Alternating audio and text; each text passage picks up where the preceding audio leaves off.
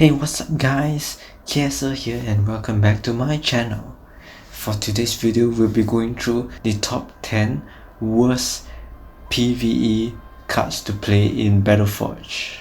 Usually these cards that I tell you about, you will almost never see them in play because they are either very useless or they are so inefficient that there are better cards to use. Although there are a lot of those cards in the game, I've narrowed down these few cards that will be in the top 10. Yeah, so do stick around if you want to know the top 10 worst cards to play, and don't forget to click the subscribe button if you enjoyed the video. Alright, let's get on with it, and in the 10th place we have Nox Carrier. And this is for both affinities, the fire and the shadow one. Nox Carrier is a unique card with a main purpose of destroying walls or structures in the game, and the reason why it is so bad is because that it is a 3-op.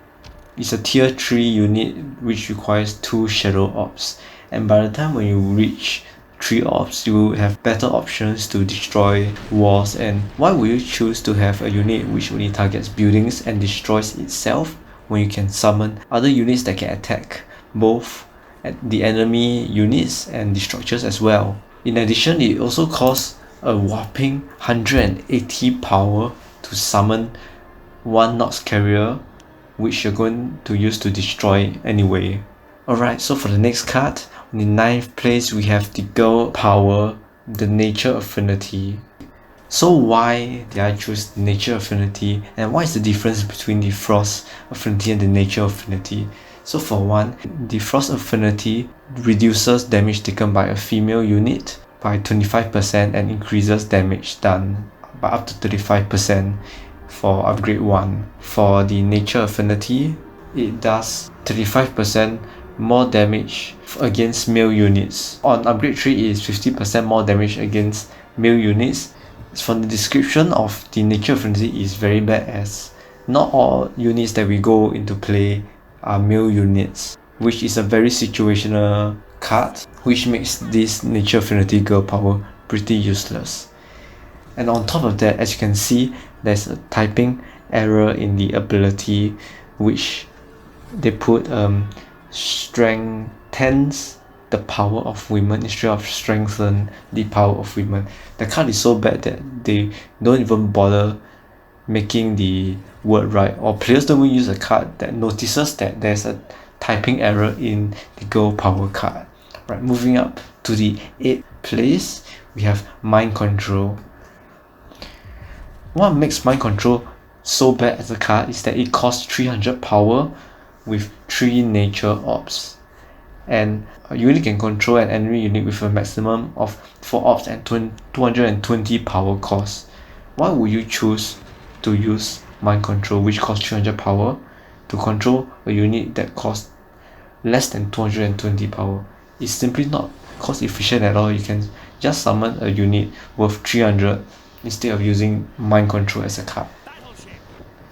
Alright, moving on to the 7th place, we have Wheel Zapper. As you can see, Wheel Zapper is a card that nobody plays in PvE because you cannot even play this card in the game, as this tower can only be constructed next to an hostile op or power well. In a PvE game, the enemy doesn't own any op or power well, which makes this card unplayable and redundant. Next up, in the 6th place, I've combined the Curse Op and Curse Well together, which is the same concept as the 7th place, the Wheel Zapper. Both are very redundant card to use in PvE because there's no op or well that you can destroy in the game, in the PvE game. And of course, falling it down to the 5th place, Dying Breed for both affinities. Dying Breed is a card where when you cast it on an opponent's unit, they cannot summon the same unit. However, in a PvE game, the enemy does not summon the card, but it spawns from infestation buildings. Using Dying Breed on the units does not stop the spawning process, which makes this card useless in PvE.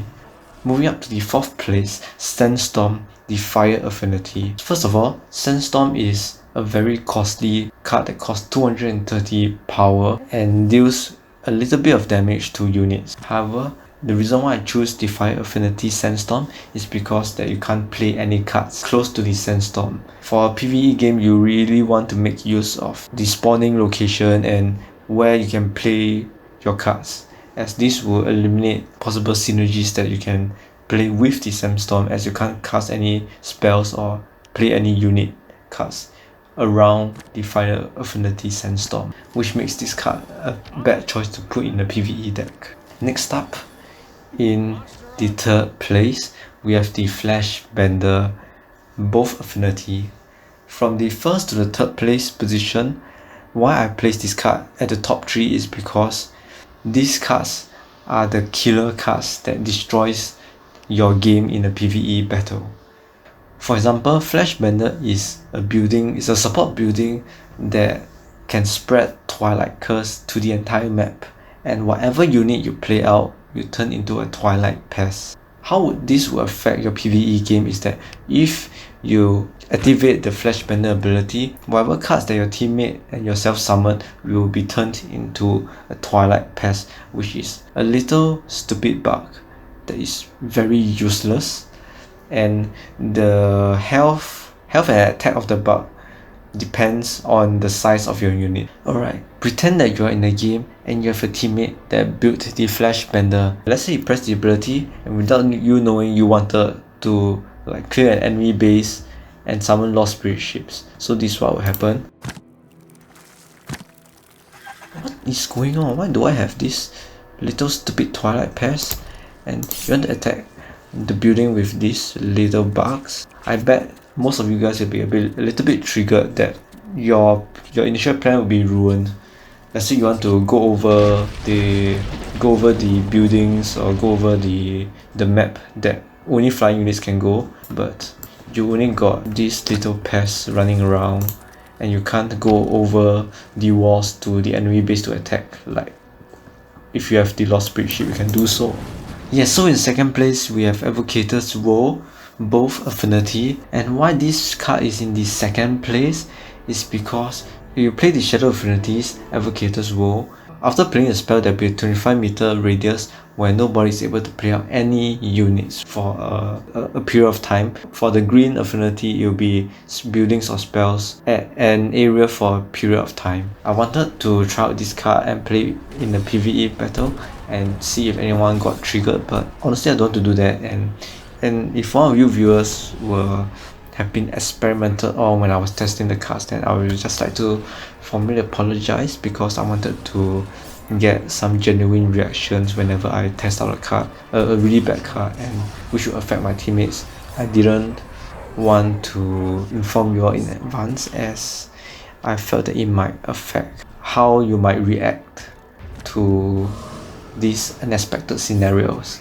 Yeah, so I didn't really tell anyone that I was experimenting on several cards. This card can be quite annoying if you want to summon a unit or even use spells. So yes, please don't play this card in PvE, and please do not annoy anyone by playing this card as well.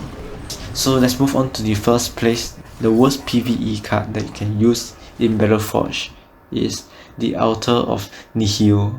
Altar of Nihil is a support building which suppresses every player's void power refunds, and the void power cannot grow any further for a period of time. As you can see, I've tested out the Altar of Nihil in my own solo battles because I don't want to test it out in a group battle, or I might just be killed by the players. I don't want to be butchered by anyone. So as you can see, Altar of Nihil is the worst card you can play in PvE, because if you play the card and use the ability, your void power will not increase.